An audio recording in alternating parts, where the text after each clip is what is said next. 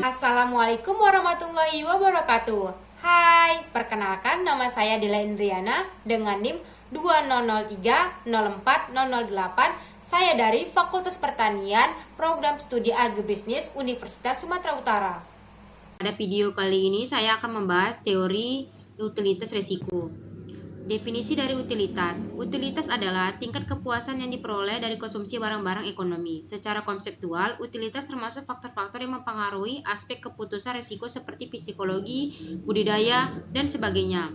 Dalam kajian teori ekonomi ketidakpastian, teori utilitas mencoba untuk menggunakan satu standar unggul, seperti unit utilitas dan unit mata uang, dalam membuat analisis untuk mengukur risiko.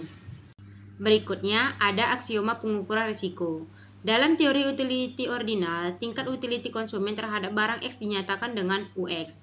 Jika barang utility barang Y tidak lebih besar dari barang J, maka dapat dinyatakan dengan rumus sebagai berikut, di mana UY lebih kecil sama dengan dari UZ, atau Y lebih kecil sama dengan dari Z. Selanjutnya, resiko dan utilitas. Resiko adalah konsep yang absolut dan relatif, di mana kemampuan seseorang menanggung resiko yang berbeda-beda. Kebanyakan orang menganggap diri mereka tidak suka dengan resiko. Seseorang yang tidak suka dengan resiko menganggap utilitas bisnis yang beresiko lebih rendah dari nilai utilitas sesungguhnya. Selanjutnya ada risk average, tidak suka resiko. Dapat kita lihat pada kurva di samping, yaitu kurva fungsi utility risk average.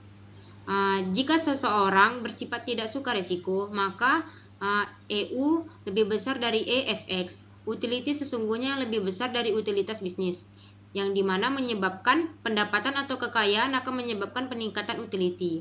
Namun, peningkatan ini akan semakin menurun, yang disebut dengan diminishing, yaitu utility marginal semakin menurun dengan meningkatnya kekayaan. Selanjutnya, risiko dan utilitas. Teori utilitas risiko berkaitan dengan pemahaman seseorang terhadap risiko tersebut yang bersifat subjektif, tidak suka bersifat objektif, dipengaruhi oleh masyarakat, politik, budidaya, psikologi, serta serangkaian faktor lainnya. Pemahaman terhadap risiko bersifat dinamis dan memiliki keterbatasan tertentu. Biasanya dapat berubah seiring dengan berubahnya pendapatan, usia, dan sebagainya.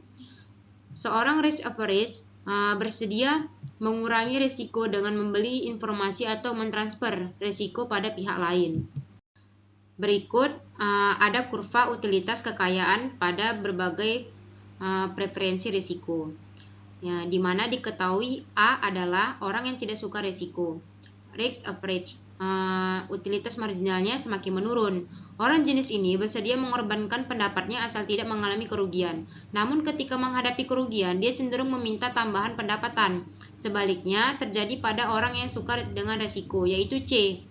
Sedangkan yang netral terhadap risiko adalah B, memiliki utilitas marginal yang konstan. Sekian video yang dari penjelasan ini yang dapat saya sampaikan. Saya akhiri. Assalamualaikum warahmatullahi wabarakatuh.